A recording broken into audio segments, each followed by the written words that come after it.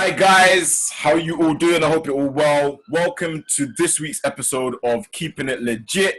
So I'm joined with the fabulous Anita Bellos, my sister, my amazing sister, who's living all the way out in Dubai. No, Abu Dhabi. Sorry, I said Dubai. In Abu Dhabi, she's out there in Abu Dhabi, living life, doing what professionals do and representing her family and our culture. Anita, thank you so much for joining us today. It's a pleasure to have you. This has been a long time coming, and you know I respect you and admire you. And I felt like, look, we need to get you on the show. We need to hear your story because your story can definitely help some young people and people of all ages to be who they are and to be great and to be successful. So thank you for joining me. I really appreciate you. How you doing? How you doing? I'm good. I'm actually enjoying the lockdown, to be honest with you. How comes you're enjoying it?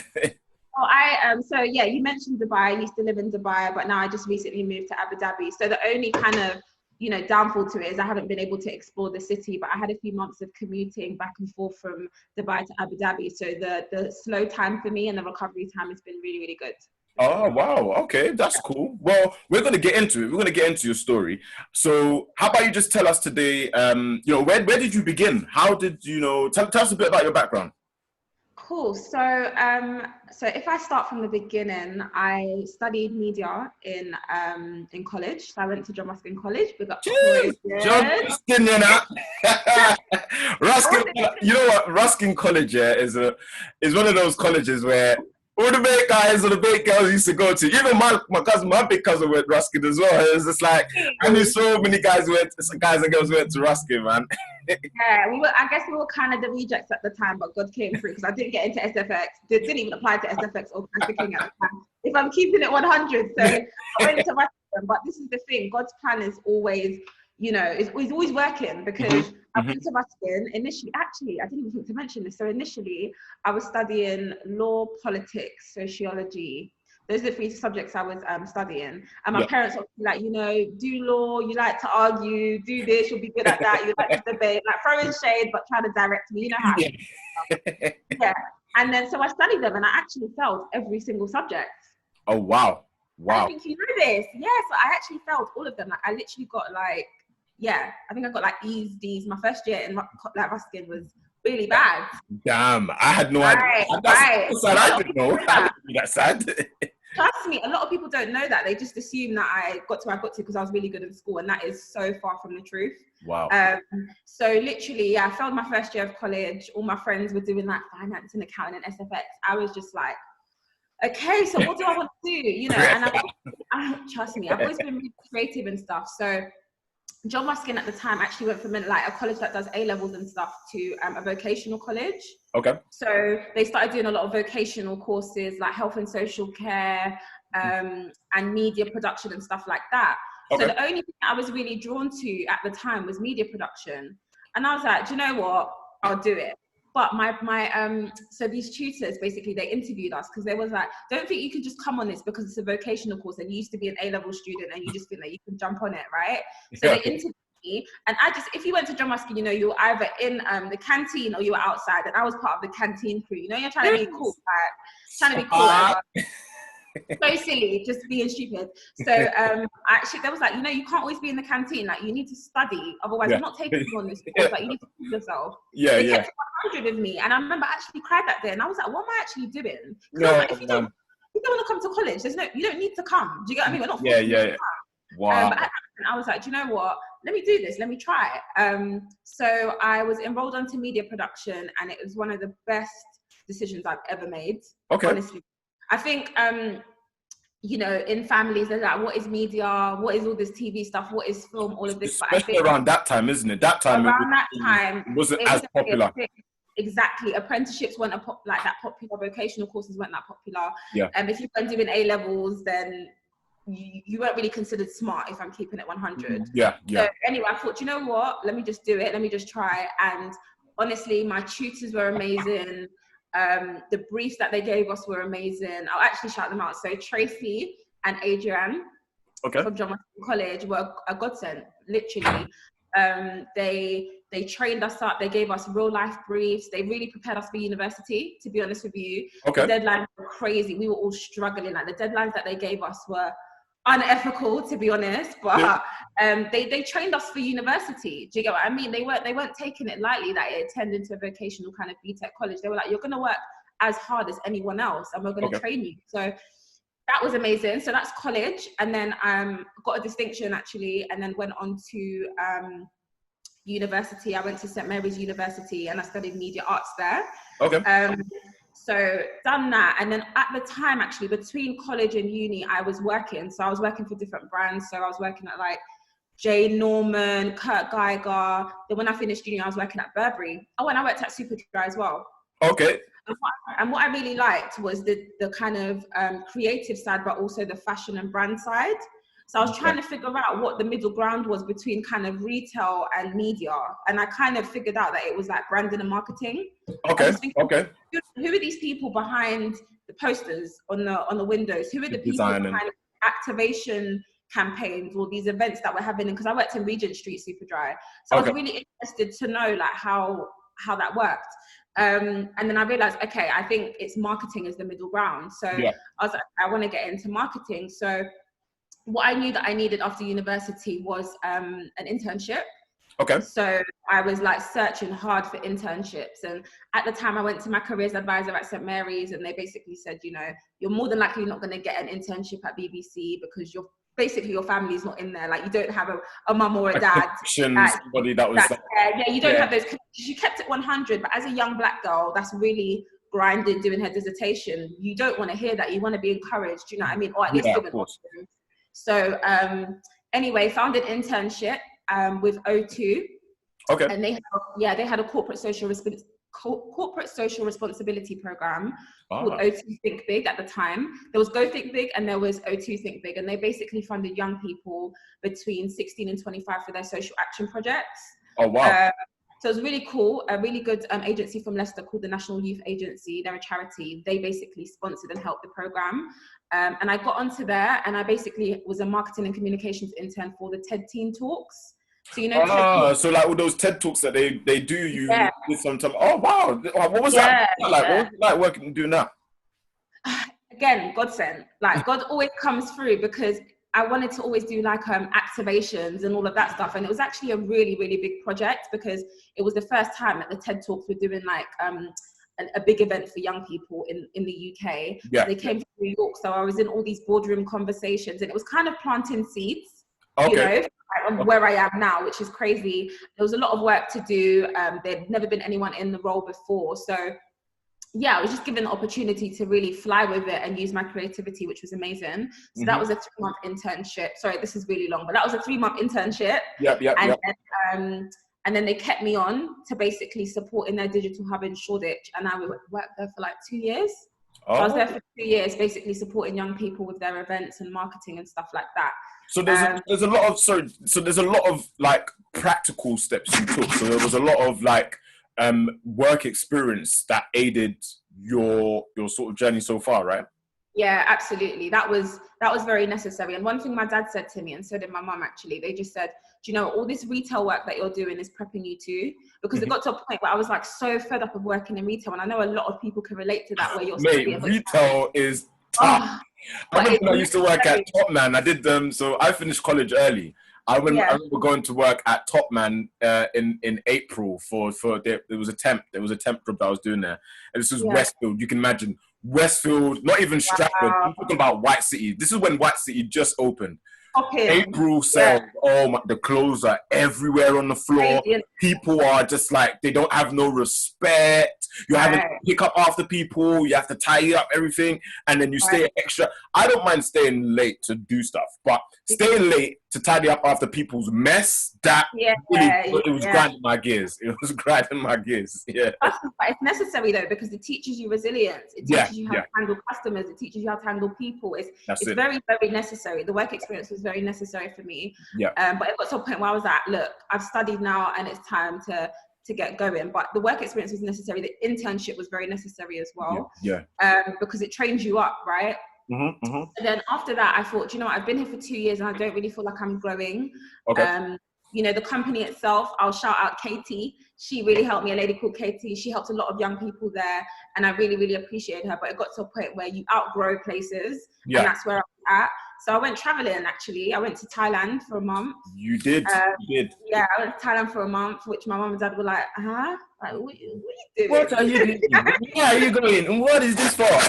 But one thing I appreciate is that my parents trusted me. They trusted me more than I trusted myself at that point. Oh, that's because good. I didn't know what I was doing, but my heart was like, do you know what, just go. You've always wanted to travel, but in our culture and in our community, we're really kind of forced to just work. We follow our parents' work ethic. Do you know what I mean? But then, a lot of my peers that weren't necessarily from the same culture or background as me were going traveling after university. Half of them didn't work when I was at university. I was, studying and going to late night shifts in Regent Street. Wow. So, I think my parents have got to a point where they were like, we love you and we respect you. If this is what you want to do, be safe and go and travel. Do you know what I mean? You come back and you've got the experience, you've put in the work. So I really appreciated that.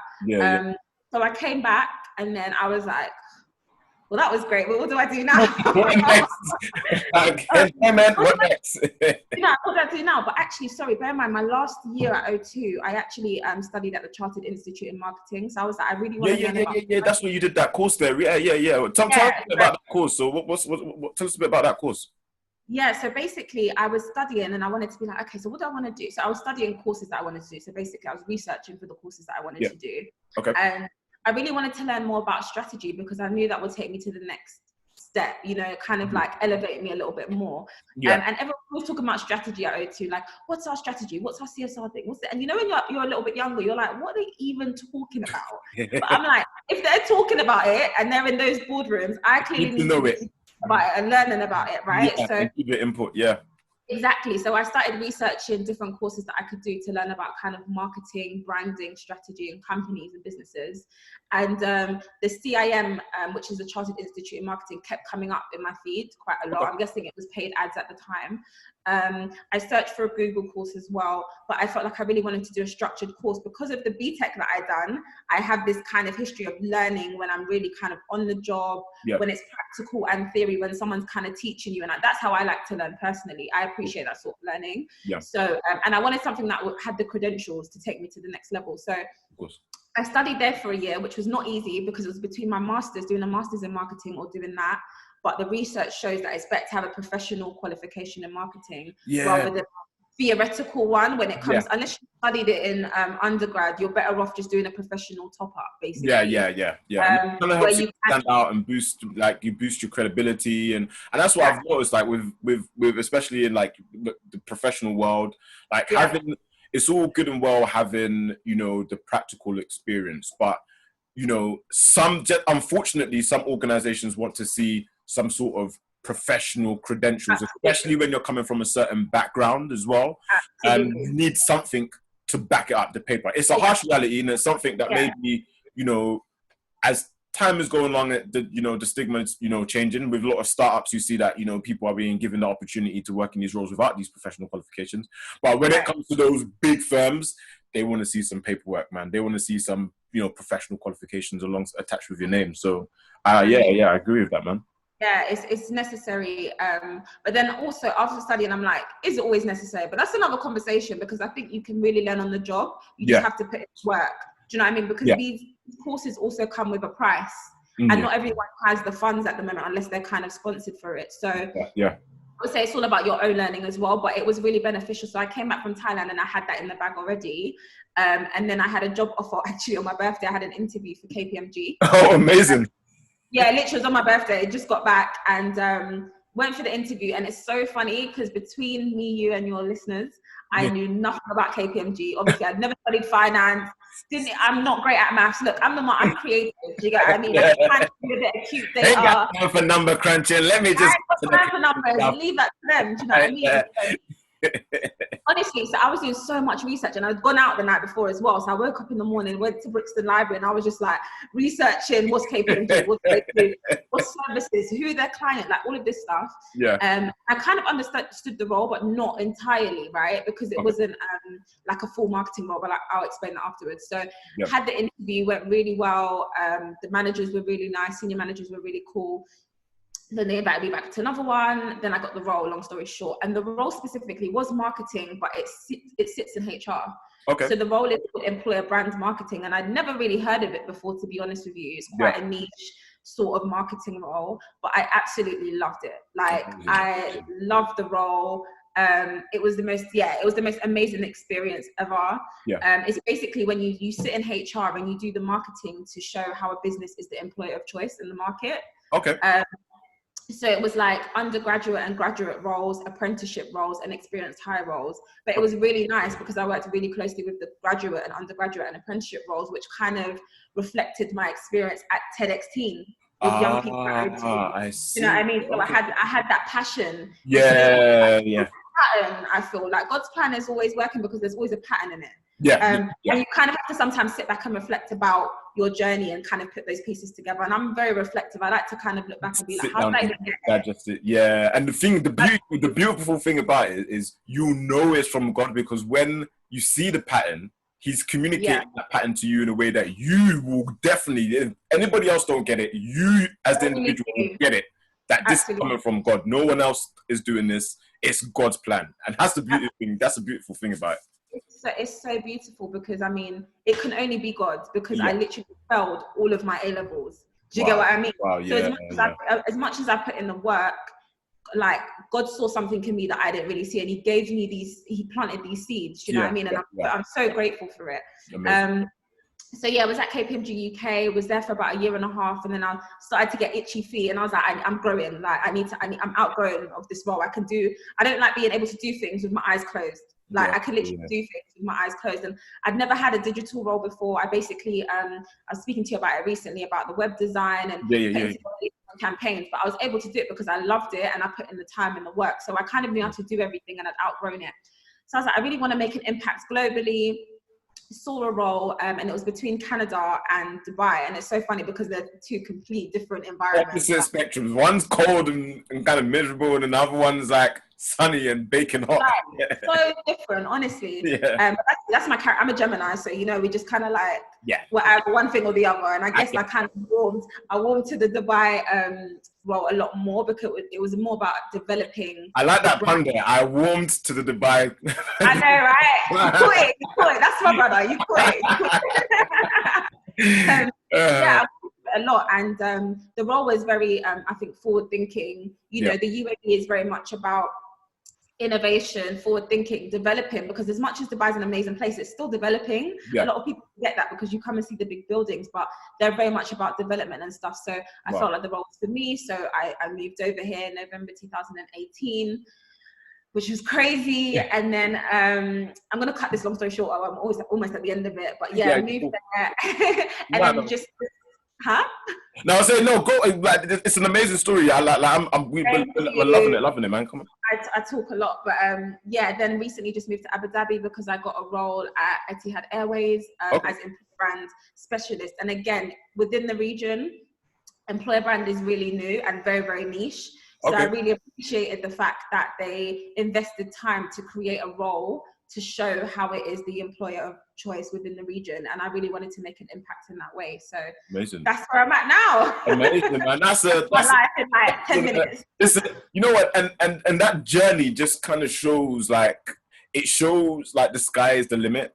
And, you know, sometimes you don't have to always be in the same place, in the similar surrounding that you've been in for your whole life. Like that element of taking a risk really, really stands out with what you've done. You kind of put yourself out there and took a risk out of faith, you know, took that leap of faith, and here you are today. And I guess, you know, obviously you kind of touched on, you know, why you sort of wanted to, you know, choose that, you know, profession. But I want to dive more into your decision as to going abroad. What made you want to choose to go abroad and take that risk of going abroad? You know what? I just feel like, kind of as I touched on before, within our community, I feel like traveling is not really a thing. It's so true. Like coming out of the UK, and it's crazy because more recently, and now I've moved, a lot of my friends are like, I can't believe you left. And I didn't realize how how a lot of us are in bondage to just stay in the ends, if I'm keeping it 100. Yeah. And there's nothing wrong with that. There's actually nothing. If you feel like you want to stay, because I sometimes feel like I really want to make an impact in my community physically.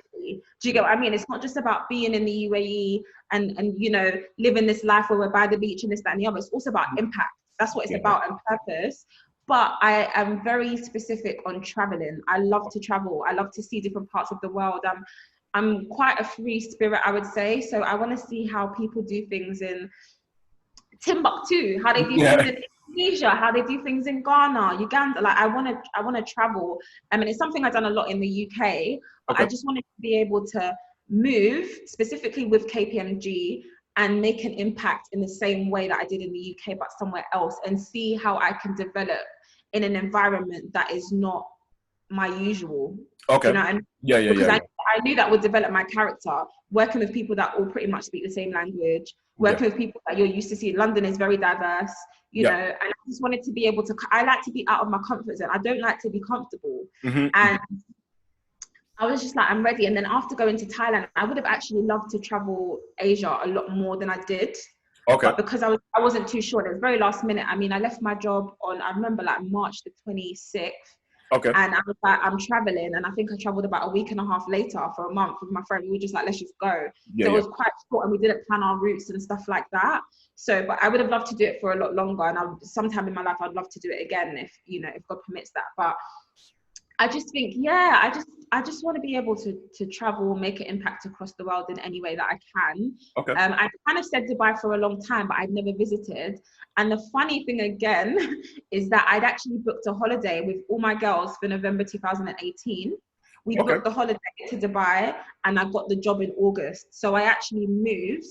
Was supposed to be here for Christmas and New Year, and I moved earlier because they needed me. Because I was like, why don't I just come in November when I come for my holiday and then start then? Because the recruitment process is quite long, right? But like, no, we've delayed it quite a lot in terms of these like online projects, so we need you on board. So I moved in. I got the job in August and I moved in November. But the great thing is, a lot of my friends and family were here in November and December because we booked the holiday. What holiday? Oh, so that was a great support. Crazy. Like, it's honestly crazy how things worked out, because remember, I just moved in November. I had time to settle in, and they all came in December. But I didn't realize how much I needed that comfort zone, because as much as I love to move and, you know, travel, I've got a very tight-knit circle of friends and family in London. Do you know what I mean? That really uplift me, that really support me, that really know me. And that is so imperative in your development, to have people that know you around you, that can speak life to you when you don't know what you're doing. Do you know what I mean? Even my parents say, you're good, go to Thailand and come back, because they knew me. Sometimes people around you know you more than you know yourself. Your past, you know, so that was so necessary. So, and the thing is, Dubai is a place where everyone travels. It's like a middle ground between Africa, Bali, and everyone's always traveling. So I had literally visitors every single month, pretty much, when I was living in Dubai. Wow. That's great. That's amazing. And having that support network, man, that's like, especially you're going into new waters, you go past as new, and it's like, okay, I'm here. Like, I don't want to feel isolated. I don't want to feel like I'm alone. Like, who do I turn to? And your family and your friends are there. And I guess it kind of highlights the fact of having, you know, the right people around you. Because what I've noticed is, in life, you can have people around you, but they're not always for you. But you know those who are for you, and those who are for you, you can kind of depend on for wisdom, for, like you said, encouragement, for strength, support, for speaking words of positivity. It's words of life into your life. You know what I mean? Yeah, and absolutely. It's important to make sure you have that relationship and that circle around you, and also not even just having it around you, being that to somebody else, because it has to be like a back and forth thing. You've got to give that energy to get that energy. Do you know what I mean? So yeah, it's a kind of a testament to you and what your family stands for. That's beautiful. That's amazing. Absolutely. It's so crazy that you say that, because I remember, I think we were like, I think I met you when I was like 15, 16. Yeah. And you know what? You probably won't remember this, but I remember you saying to me, I'll never forget this. We were on the phone and you said to me, show me your friends and I'll show you your character. And you probably don't even remember that day. You probably don't remember that day, but it was so real. To be fair, I'm always saying that phrase. My dad always used to say that to me. My dad is like, show me your friends and I'll show you your character. I'm like, okay. Honestly, no, but bro, you even saying that to me made me really reflect on where I was, especially at 16, where I've just failed all my things. And I don't think you even knew all of this. Do you get what I mean? At the time, because I was kind of, there was a lot going on between 16. You know, as young people, there's a lot going on like in our teenage years. But you said that, and it's always stuck because the people around me. And there's another one where it's like, you are the product of your five friends around you. That you're around, yeah. Right, and I was listening to something today, and I was just thinking, like, the five kind of closest people around me are just dope people. And I'd say to any young people, just be aware of your surroundings. It's so important to make sure you're with people that speak life into you, that speak life into themselves. That just believe in you. Do you know what I mean? That's it. It's so important because that is detrimental to your success as well, I think. Yeah, 100%. Totally agree with that. And that's some golden nuggets for you guys listening. I hope that nugget there really, really sinks in, because like I'm a big advocate about choosing the right friends, making sure you have the right circle around you, because it does have an impact on your trajectory. So let's talk about, you know, the stuff that you had to consider before, you know, going abroad. What sort of practical things did you have to put in place before moving abroad?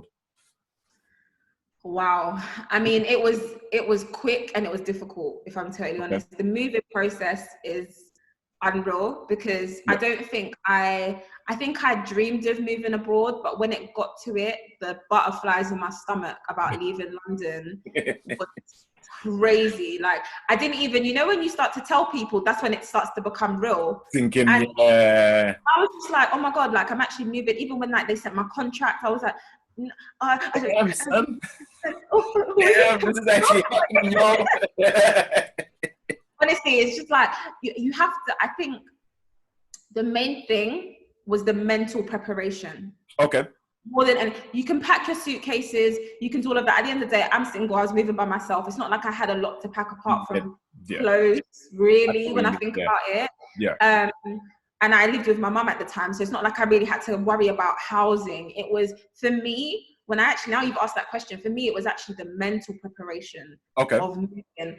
And although you never really be prepared, especially because I'd never been to Dubai until I moved here.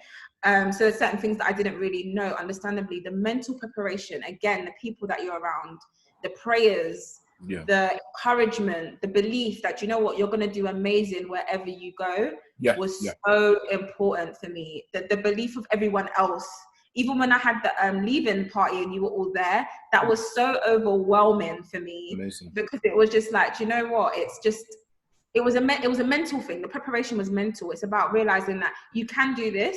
It's not going to be easy, but you have to actually believe that you can do this, and God's got your back through the process. It's not going to be easy because it's not an easy move to leave your whole family, coming somewhere to a foreign country by yourself. Even if you move to Birmingham, like, you're still leaving. The only thing is you're a bit closer. I'm a plane ride away, whereas people might be a drive away, but it's still difficult to just pick up and totally leave the life that all you've ever really known. It was more preparing mentally. There's a lot of stuff. So practically, your company will give you stuff in terms of, you need to get your visa. You need to the visa. Just elaborate a bit more on the visa. That's like the sponsorship, isn't it? The visa. The sponsorship. So the company will give you your sponsorship. You'll get your passport stamped and that, but you need to make sure that your paperwork, if someone wants to move abroad, specifically, if we're putting the mental preparation aside, the actual logical and practical things that you need to do, your company will give you a list of things that you need to do. So you need to make sure that you have your university papers attested, so you have to go to a lawyer.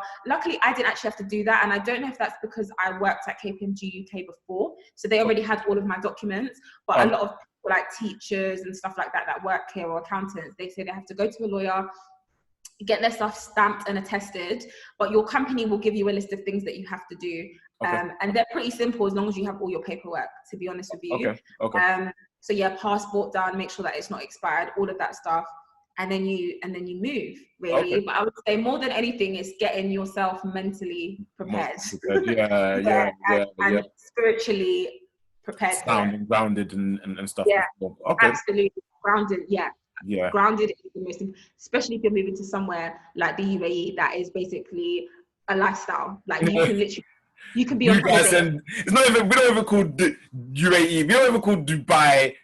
I know. It's Dubai Central. You go there to Dubai. You go there to What Dubai. you guys call it? Oh my gosh. Yeah, it's a place where you need to be grounded because you can lose yourself very, very easily. Yeah. Very easily. In so many different aspects, financially, spiritually. If again, and I'm sure you're going to ask this question about the hardest part of moving, but you have to make sure that you're grounded for sure. If you're going to make it, and you want to have a sustainable career here, you need to make sure that you're grounded for sure. Yeah, because obviously you have your history, like your experience of UK companies, but some of the UK companies, they're not, like, especially if you've worked for smaller firms, they're not recognized in, you know, in Dubai and all these other foreign countries. So, like, if you're going there, like, you know, you want to make sure that you do pass probation, because, like, if you don't, right, like, and it's 6 months here. It's a 6-month probation. I'm here and I don't pass probation. What next? So you're gonna have. That's very real. That's very, very real out here because a lot of people don't pass the probation. A lot of people lose their jobs. There's a lot of people that I came here with and people that I was living with that are all back in the UK. They were all back in the UK after about 6 months. Wow. Oh, man. And blew a lot of their money after 6 months as well. So it's real. That's one thing. If you're trying to move here, then you need to make sure that you're focused on the prize because whatever the prize is, whether it be experience, whether it be finances, whatever it is, just try and always keep your eye on that because it's very easy to lose yourself for sure. Yeah, for sure. Man. Yeah. That's crazy. But so obviously you want to make sure you sort out, you know, your paperwork, your sponsorship, all that sort of documents. And then obviously you mentioned about having the grounded. So talk about that, the hardest part that you just mentioned, the hardest part of moving. The hardest part of moving once I moved was community. Okay. It was community. I think in the UAE, just like in London, like you're a minority, right? And let's be honest, if I'm keeping it 100, I get along with anyone, black, green, blue, white, Asian, whatever, right? But at the same time, there's something about a black community that is very necessary for a black person. And that's just period. Do you know what I mean? You need people that, you do kind of need people that look like you sometimes. So when you have, you know, especially with what's going on in our communities right now, if you want to talk about certain things, although you've got family, there's a time difference and all of that stuff. So I struggled with authentic community. There were cool people here, don't get me wrong. And the thing is, specifically with Dubai, because I've only lived in the UAE, it's a fun place. If you're single and you're young and you're cool and you're open and you're outgoing, people just want to go out with you. Do you get what I mean? Just doing guy. Like people want to take you out, people want to have fun, etc., which is cool because it's a beautiful place to do that. However, when speaking for myself, I'm a Christian. I'm someone that's very spiritual, and I mean, people call me deep. I don't really feel like I have my balance. Do you know what I mean? I can be very deep, but I'm fun. Do you know what I mean? You can be both. The haters, they call me conspiracy theorist. I don't give a damn. You gotta be deep, man. Come on. Like sometimes I just want to have a conversation about something. Do you know, whatever it is, you know, God, life, journeys, patterns, where do people come from? I always want to learn these things. And that was the hardest part here because I didn't have the community of people that know me, that, you know, I can chop it up with someone till 3 a.m. and just chill on the sofa. I'm a very simple girl and I didn't have that here. So that was the hardest part. And I remember calling my dad and I was just crying because I was like, it's really, really difficult. Like, it's difficult in terms of work because I'm trying to make sure that I'm doing well. You know, you're tired, you're putting in the hours. It's difficult because I don't really have specifically females that you can connect with as well. Like black females that you can connect with. That sisterhood is so important to me. And it's not even just black women, just sisterhood in general is so important to me that like, I didn't have that. And I really, really struggled with that. So I was like, God, it's time. Like you need to come through with, honestly, when people say, how do you, because I've got an amazing community of people here. And it's only God that I can give it to, because I was like, God, I need to be, for me to last here, for me to actually even see out a year here, I need people that I can connect with, that understand me, that, you know, that I can just vibe with. I don't need to be anyone but myself, you know? And I happened to just meet a friend for a friend, dope guy. He's literally like my brother out here. And then he introduced me to some other women. We went for dinner and literally those are pretty much my closest friends out here. Amazing. We catch up all the time. We have stuff at our houses. Yeah. We kick back. We have conversations. Like it's been amazing. And I think that was the hardest thing that I struggled with from about November till March. Okay. I really, really struggled. So about 4 months, I was like, I don't know if I can do this. And then I met a few people, and I was like, do you know what? These are good peoples. Yeah. Different backgrounds, different religion, Muslim, Hindu, Christian, whatever. But the most important thing was the sisterhood and the brotherhood that I had in those people. Was able to have real conversations with them, and they were going through similar things that I was going through, so we could connect and encourage each other. But the hardest part for me, and just because of my personality, a lot of people have different things. Mine was community, for sure. There was things in my career in terms of like, you know, they might say that you're one specific designation and they don't really make it clear what your role is. That's just the thing when you move abroad, specifically here, where you might think you're doing one thing, but if you're a digital marketer, you're doing everything. You go out. Yeah. You're doing everything. And it's good as part of your personal development to sometimes learn that, because it's not as developed as you think it is. Yeah. But you learn. Do you get what I mean? You learn. So there was those things, of course, but with the support of other people that were saying, look, Anita, we're going through it too, that encouraged me to be like, all right, it's not just me. I'm not by myself. Yeah. I can do this. I've just got to push through my first year. And someone was like, your first year is always going to be difficult, but your second year, once you get another job or once you elevate a little bit more in your role, then you'll be fine. Do you get what I mean? And honestly, that is, I can't even remember the guy's name that told me. I met him out here at my friend's birthday, but he just kept it 100 with me. And everything he said was facts, because now I've moved, I'm in a better role, I enjoy it, you know? So that's amazing. It's just time and community really, really helps, for sure. Amazing. Yeah, I mean, that sense of community, man. It's weird that you say that, because, you know, in my little tenure in my career, like it's human resources, and you kind of notice like there's these events that are happening, and there's not a lot of I'm going to be straight up with it. There's not a lot of black people in these events and in these little societies. Right. The member of the ISE, and you know, they'd always have an event, and I was always one black person there. What's the ISE? What's that? And it's the Institute of Student Employers. Institute of Student. Oh, cool. Okay, yeah. So all these big companies, they all are a part of this group, and you know, you don't get to see a lot of ethnic minority there. There isn't a lot of us there, and so when you're talking about certain things, it's like they don't really understand. They want to do, some of these guys want to do something about it, but they just don't understand. So when you're talking with people maybe away from work, and you can relate to them and tell them about the situations that you're going through or the things that need to change. But you know, talking to someone who don't actually understand what you're going through, it makes it hard. It makes it difficult, and it doesn't allow for much change, because if somebody doesn't understand what you're going through, they're never going to be able to change what you're going through or help change what you're going through. So I do agree with, you know, having that community and that, especially in the same sort of field as you. It's needed, man. It's needed. Yeah. So I just want to move on to some other aspects. What would you call your moment of success during your career? That's a really hard question. You know, that's actually a really, really hard question. Putting you on the spot there. Yeah, and you know what's crazy? I think it's also, what is success? Because what I thought was success is not actually success. Like, what I used to think was success in terms of like, you know, having a great job, traveling the world, all of that stuff. Yeah.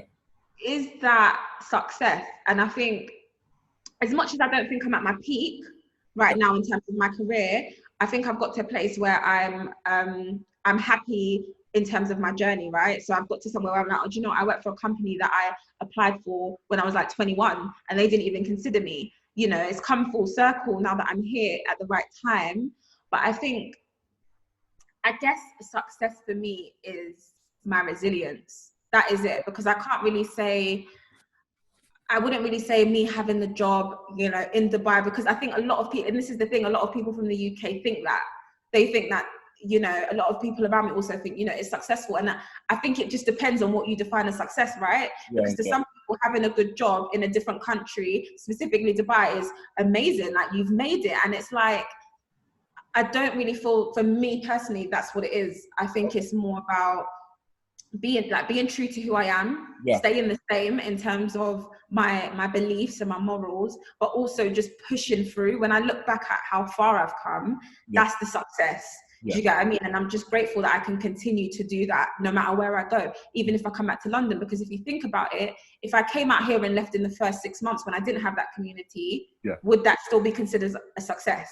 Okay. Do you know what I mean? On the outside, would people say that? But if I came back and still was who I am, went back to maybe KPMG and was just like, you know what? I'm happy here.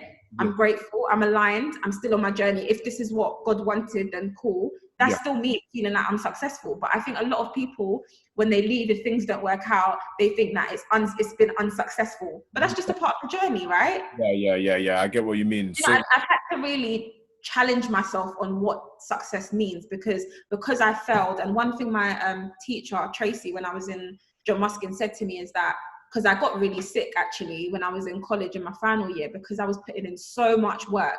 I was working crazy. I just really, really wanted to do well because I'd failed, right? And she was like, you need to go home. I actually had symptoms of a stroke.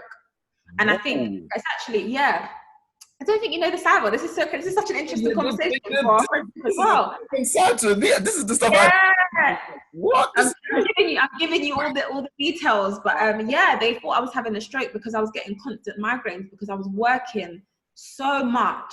Do you know what I mean? And bear in mind, I was working in retail at this time. It's when I think they just built Stratford Westfield, so there was the Olympics going on. So I think I was just in my final year of college. I don't know if the time was up, but I remember working really late hours in retail. And I was just exhausted, to be honest with you. Wow. But I carried on because I was like, I don't want to fail. Like, I can't fail. I failed already. And she was like, look, Anita, you need to go home and you need to sleep. He was like, oh, you're doing too much. Like, go to sleep, watch trash television for the next 2 weeks and relax, because what you need to understand, she was like, baby girl, what you need to understand is that you failed before. You will never fail like that again because you know what it feels like. Do you get what I mean? Yeah. You know what it feels like, but failing is it's part of the journny. You can't get everything right. Somehow, some way to develop and grow. Yeah. You need it. But I think at that age, I put so much emphasis on the success and passing that I got sick. Do you get what I mean? Wow. I got so sick. And I mean, at 16, 17, people thinking you're having a stroke. Like, King's College saw me immediately. They have never seen me so fast, because if you don't act fast with that, but it was something called Bell's palsy, which a few people kind of know about, but your face like drops, you have symptoms of a stroke. But my migraines were back to back because I was so stressed out. And up to this day, my parents still worry about it if I'm overworking, because that's just how my body reacts to it, right? Oh, wow. But I just think the whole journey and the fight for success sometimes can really destroy you, because especially if you're not there yet, you just have your eye on what you think success is, whether it be money, marriage, whatever. I think we put too much pressure on that, whereas success is just you waking up in the morning and getting stuff done. Do you get what I mean? Honestly, sometimes that's just what it is. Like, if I wake up in the morning and I have a cup of coffee and I read a chapter in a book, that is success. If I wake up in the morning and have a conversation with my mum, it's hard when you live abroad to still connect with people now. It's funny because when you get so busy, even if I do that, that is a tick. Do you get what I mean? That's success for the day. It doesn't have to always be so productive and so, I'm running for the prize. It's like, no, you're still doing well regardless. And I think in the past year or so, that's been one of my biggest learning curves about success, actually. So that's a really good question. So I guess it's just. I hope that answered it. No, I mean, I guess like what we're trying to say is you gotta not just have big successes, but have small successes as well. There's the little wins count as much as the big wins. Like, getting up in the morning and being able to breathe is a success, something to be grateful for. And I guess that's one of the things that I think the younger generation don't necessarily do. You know, it would be good for them to celebrate the little wins, the small things, you know, and understand that the big wins will come with time. You know, delayed gratification is something that this era doesn't seem to understand. They want things here, they want things now, and if they don't get it here, they don't get it now, I'm gonna hang myself. It's crazy to think that is the kind of thought process back in our day, in the 90s, for your 90s baby, having that kind of thought process, suicide wasn't even a thing. Wasn't even like, it was like, oh, wait, hold on, the banker threw himself off the bridge. Oh, okay, well, oh, that's sad. Okay, like a lot of young people as at our age killing themselves because of the fact they didn't get, a quick win. That's crazy. So we need to take a step back and be grateful for the little things, the small things, like you mentioned, being able to read a chapter in a book that's going to lift you up, and having a coffee and doing the little things. Like, because some people somewhere can't do it. Somebody is dying to be able to walk on their 2 feet, and 100%. they can't. You get what I'm saying? So we got to be grateful and for the little things, as well as striving towards the big things. You know what I mean? So yeah. Absolutely. Mental health is something that I'm very passionate about, and something that in the past couple of years, I've really started to kind of think about more, and how prevalent it is in a lot of people's generation, specifically in the Black community as well, because we don't speak about it. And again, this is a whole nother conversation, but just touching on that, I think with the younger generation, and to be honest, we're kind of part of their generation, but it is very different for them, because much different. Social media is such a big thing where I can't even be mad at them for thinking like that, because if you only see people's wins, because on social media, people don't always post the reality. Do you get what I mean? I wasn't posting.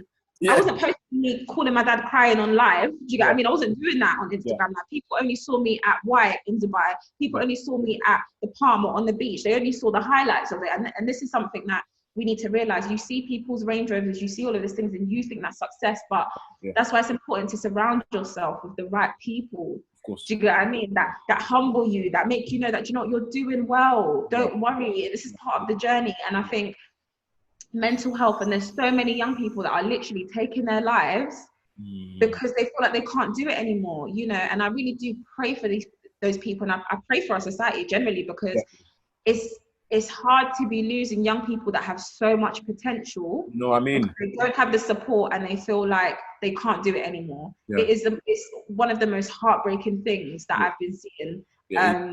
So it's not easy. I guess that's the reason why I'm trying to do this podcast, because I want young people that are coming up to realize who they are. They are kings, they are queens, they have a bright future. They just need to apply themselves and focus on the right things instead of the wrong things, because there's so much wrong information, wrong things capturing people's attentions. And the Bible talks about you have to be careful, guard your heart, guard your heart. What are you putting into your system? What are you feeding? What are you watching? What are you paying attention to? What are you devoting? That can lead you. The issues of life flows from the heart. Whatever is going into your heart, into your spirit, that's going to come out, and it's going to dictate your life. So it's important that we help our young people to focus on the right things, and just young people in general just need to be focusing on the right. All of us. We have to remind ourselves, because it's not every day that I'm like, oh yeah, success is having a coffee, and then sometimes I'm just like, no, I want my house today. I want my mum. I want to be flying my mum out here all the time. I want to fly to Barbados. I want to do all of that stuff. We have those thoughts. Do you get what I mean? But sometimes you just have to come back to in time. When the time's right, keep doing what you're doing when the time's right. Not every day is perfect. So I'm not going to act like it is. Not at all. 100%. So just, so we've also talked about, happiness and success and that sort of stuff. What would be the advice you would, give to, some aspiring young people that are following after you? I would say go with your gut. Okay.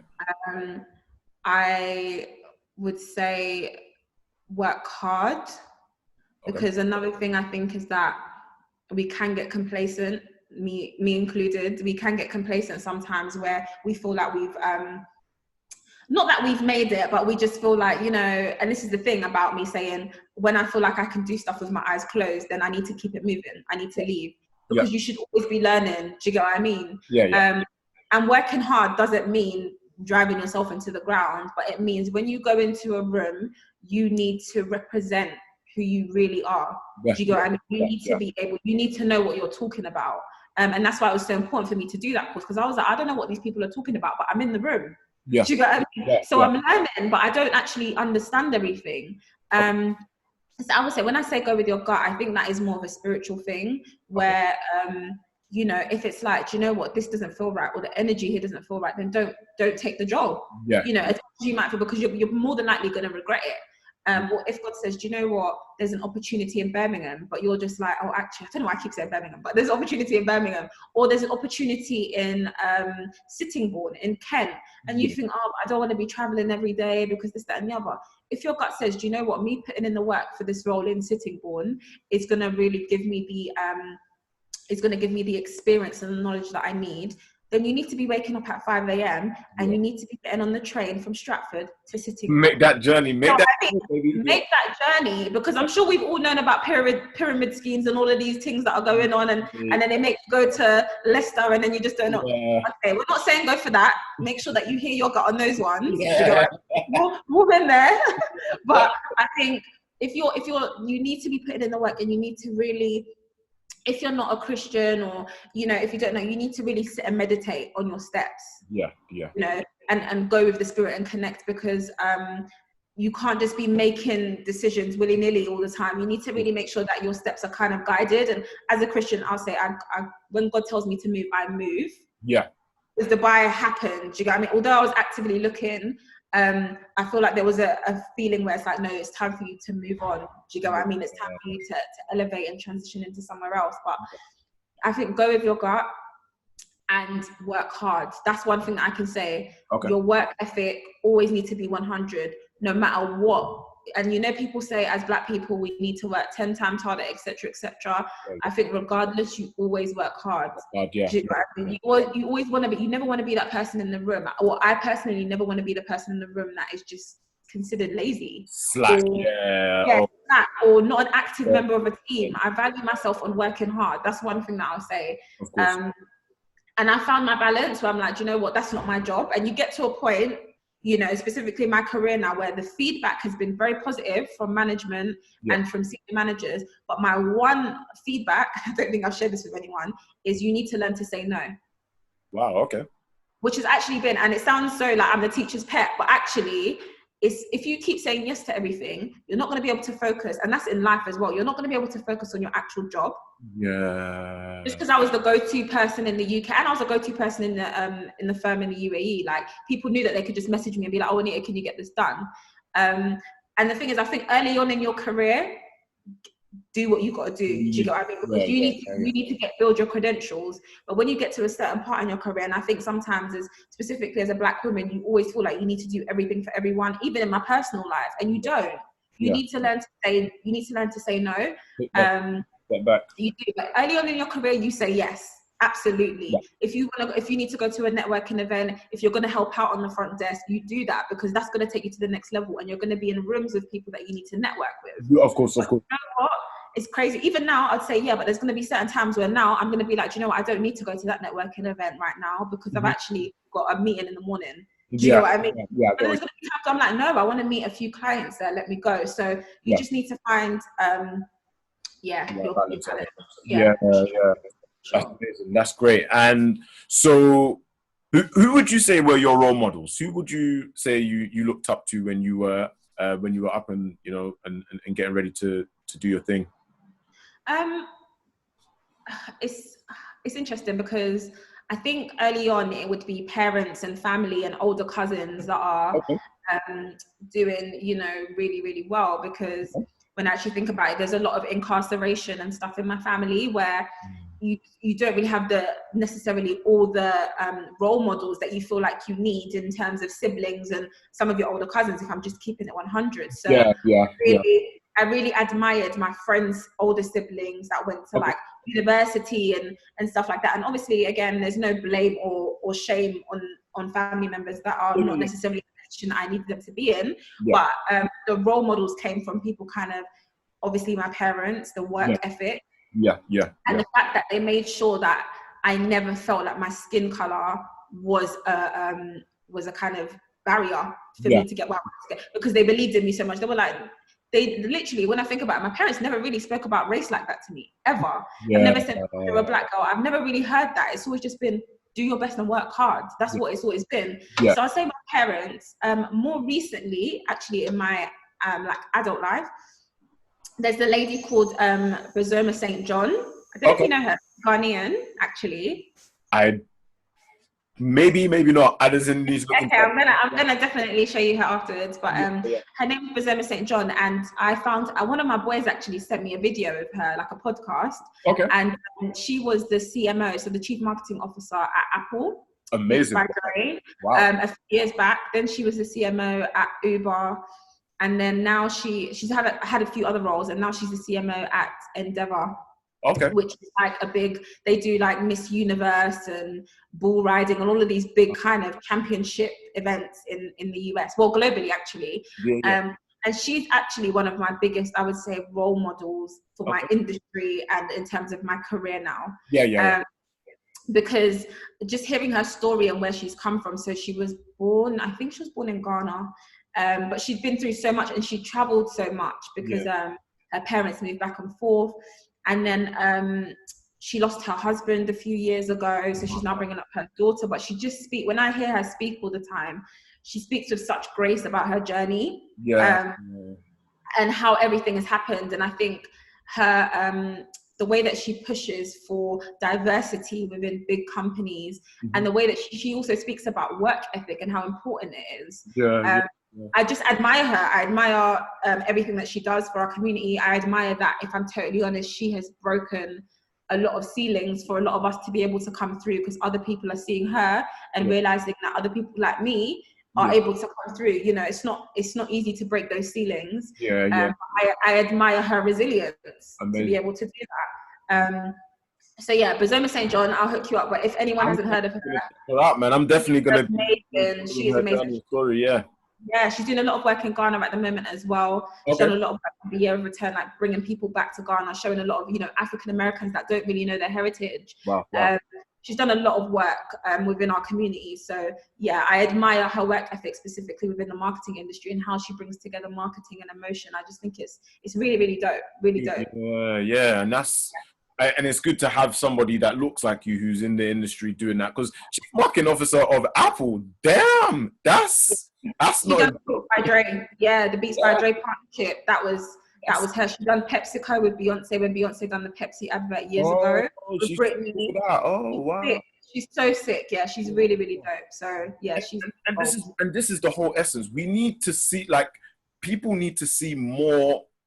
So for our society, they need to see more people who look like them, who are doing great things, who are living a good life, not having to do some of the stuff that other people may be accustomed to, like living a life of crime or doing anything illegitimate and that sort of stuff. You can make it. You can be successful. You can achieve great things by being an ethical, moral person and having being an upstanding citizen of society. And that's, I'm a big advocate for that.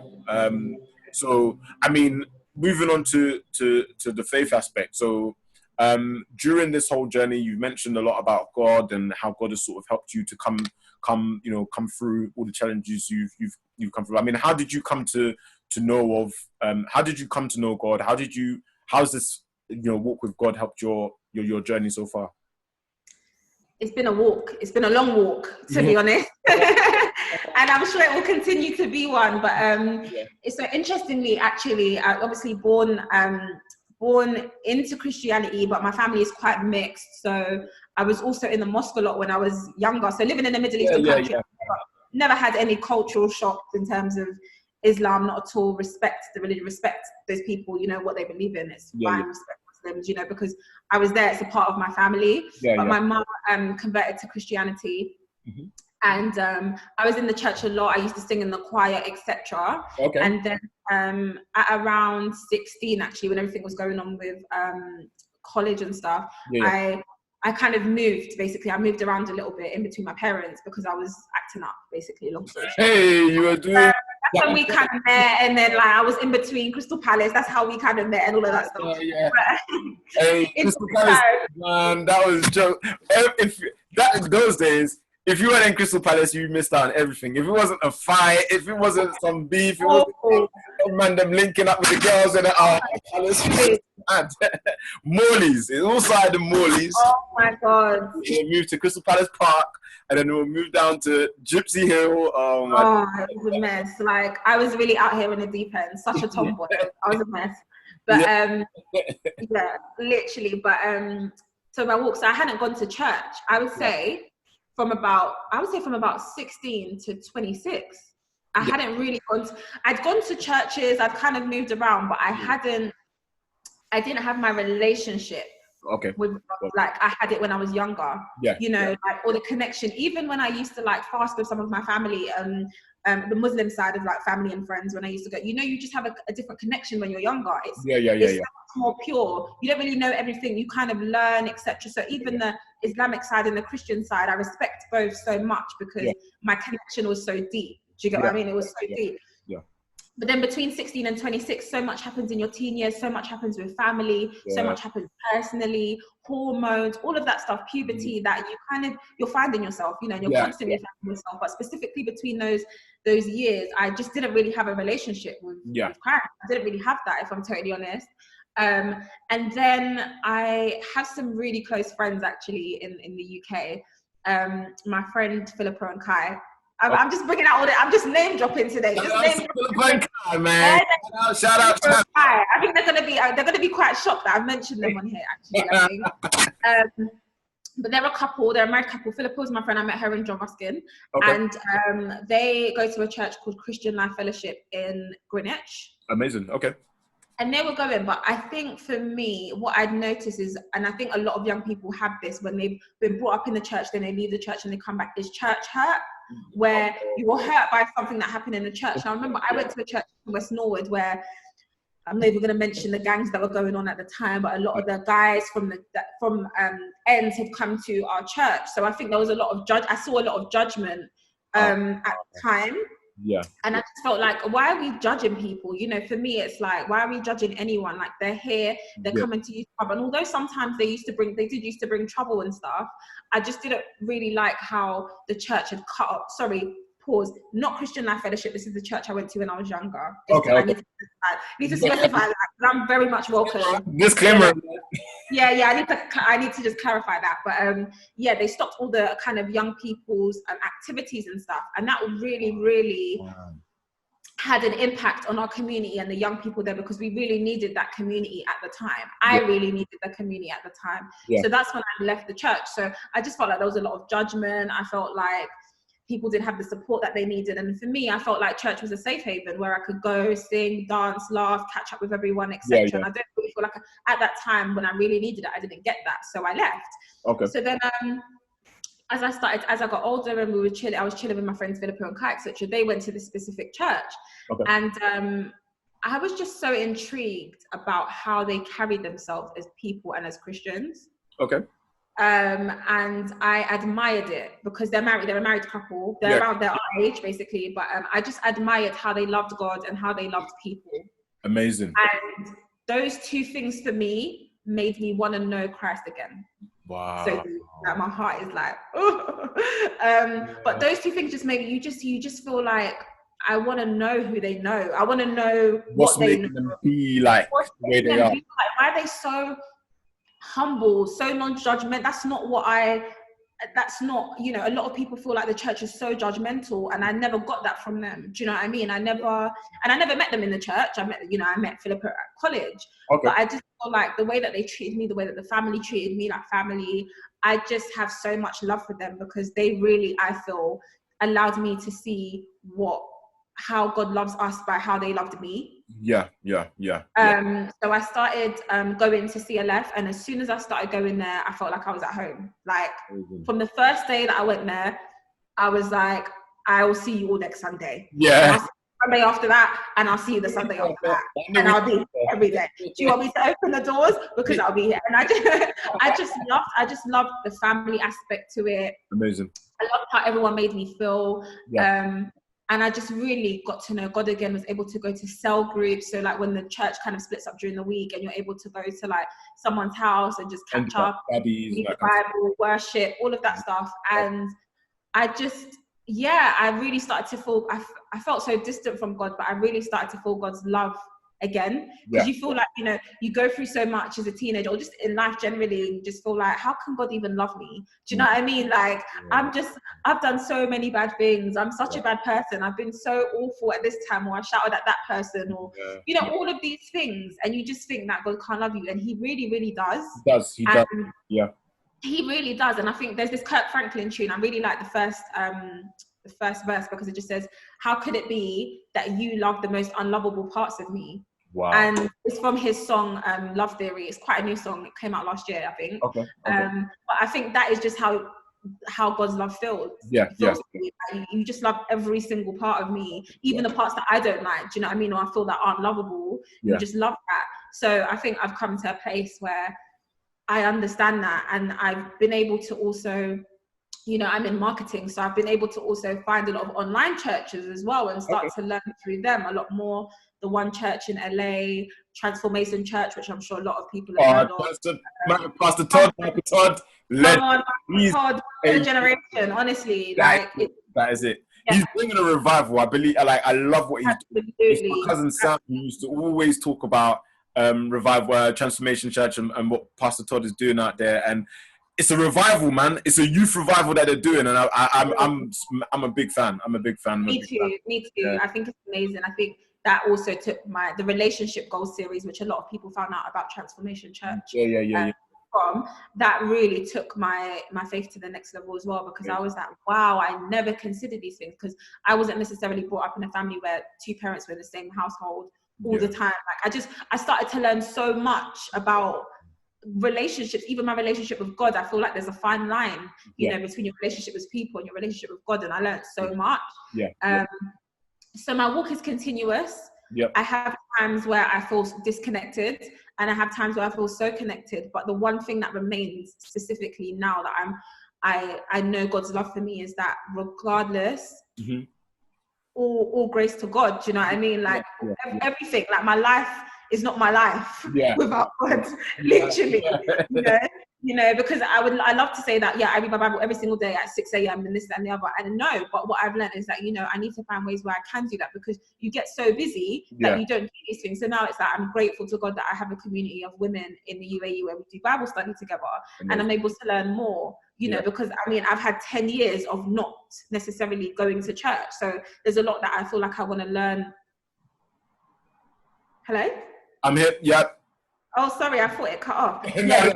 No, I'm still here. I thought you went. I was like, I just saw my screen go. Sorry, but a lot that I want to learn and know about. So my walk is continuous, but I'm just so grateful for God's love. Like sometimes I'm walking. I remember specifically my first 4 months in Dubai. I was just like walking, and I was looking around, and I'm like, God, me, like, what am I doing here? Like, you know, something what can I do? Like, I'm just like, I'm not, and you have this thing about you're not good enough. Like, you're not good enough for it. But it's like, but as God's children, we are so worthy of everything that this life has to offer. We just need to tap into it. Do you know what I mean? And I think, honestly, there's been times where I'm just walking and there's just tears in my eyes, because I'm like, God, like a whole me. Like, why am I here? Why have you put me in this position? You know, so it's continuous, but I'm so grateful for God's love and his. Thank God, man. And imagine if God was a respecter of persons, like how many people would have been disqualified from, like, I look at my life and what I've been able to do, and you know, and I'm just like, if God really actually looked at what the kind of person I was and said, X, Y, and Z, I'm disqualifying you from all this, I wouldn't be here today. I'll probably be dead in some ditch, you know. I'll be in a ditch for sure. I'm just grateful to God for looking past, you know, our transgressions, past, you know, all our iniquities, and saying, hey, look, I still love you. I'm still going to choose you and use you to do X, Y, and Z. And that's the beautiful thing about this relationship. And honestly, really, really thank God for that. So just to sort of wrap up, as we're closing up, I've got one last question for you, which would be, what is your favorite scripture that has kept you going through this whole journey? You know, everybody has that go-to scripture, that scripture that, you know, they say, and it's just like, this is my mantra. This is me. There's so many, right? And usually I would say, though I will walk through this shadow of death, etc. But actually, recently it's been Proverbs 18. Okay. is the tongue has power of life and death. Yeah. The tongue has the power of life and death. Yeah. And I just feel like you have to speak life over your life. Of course. You Yeah. know what I mean? 100%. You have to speak life over yourself and others around you, because that whole thing of unworthiness has been something that I've been working on, definitely more recently, where I've started to feel like, why do I not feel worthy of things? Like, why do I not feel worthy of relationships? Or why do I not feel worthy of this job? Or why do I not feel worthy of this, you know, even material things? Sometimes someone done a call, like a Zoom call thing online, and she was speaking about the fact that a lot of Black women don't really feel like they are worthy of things. It's a crazy thing, you know. And I think we have to speak life over ourselves and have confidence as children of God, that we are worthy and we are loved. So I would say it's definitely Proverbs 18. Proverbs 18, amazing. Anita, thank you so much for jumping on today. I'm trusting, and I know that this journey that you've been on, this how you've elaborated on it today is going to surely bless people and keep them going, keep them pushing, and aspiring to be great, because we want more great individuals. More importantly, we want more great individuals in Christ to be out there. That's what we need. I mean, where can we find, you know, your, where can we follow you? How can we keep in touch with what you're doing and see how God is progressing you in your life? What's your social, your handles? So my Instagram is AnitaSB_X. Yep. And I've got an organization actually that supports young people with, you know, mental health and personal development, which is called the Extraordinary People's Collective on Instagram as well. So give it a follow. We're doing a lot of live chats and stuff like that to support you on your journey. So follow me there. Perfect. Guys, I'm going to put all the information in the bio for this podcast, so have a look, read it, and make sure you plug in, follow Anita on their socials, and keep in touch. If you've got any issues, reach out to the organization as well. Anita, once again, thank you for joining today. Thank you so much for having me. I appreciate you. No worries, and we'll see you soon. Take care. Take care, guys.